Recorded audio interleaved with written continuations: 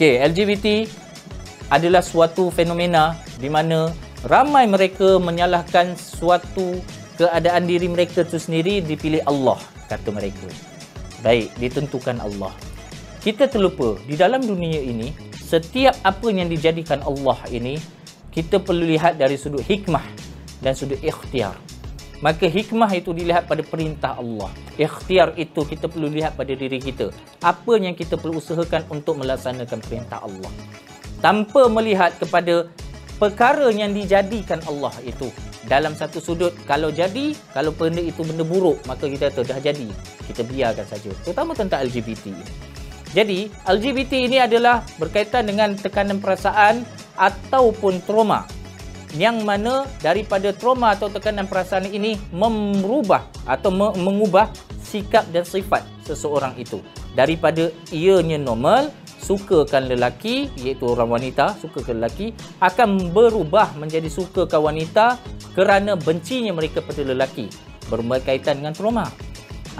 Mana mereka ini pernah putus cinta ataupun orang lelaki suka pada orang lelaki. Disebabkan apa dia? Kerana ketidakpercayaan mereka kepada golongan yang dipanggil wanita.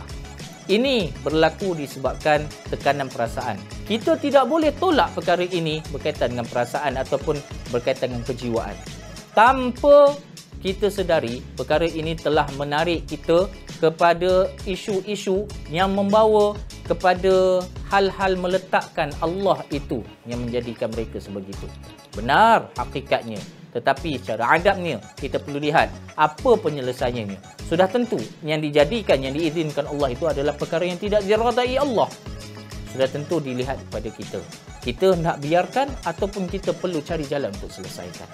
Jika dalam hal LGBT ni kita menyalahkan satu makhluk yang bernama jin, bernama makhluk halus. Katanya jin yang asyik, suka duduk dengan lelaki ini. Maka lelaki ini menjadi gay. Contoh. Ataupun jin asyik perempuan yang suka duduk dengan perempuan ini, maka perempuan ini jadi lesbian. Perkara itu tiada sandaran yang kuat untuk kita letakkan kerana ia gaib.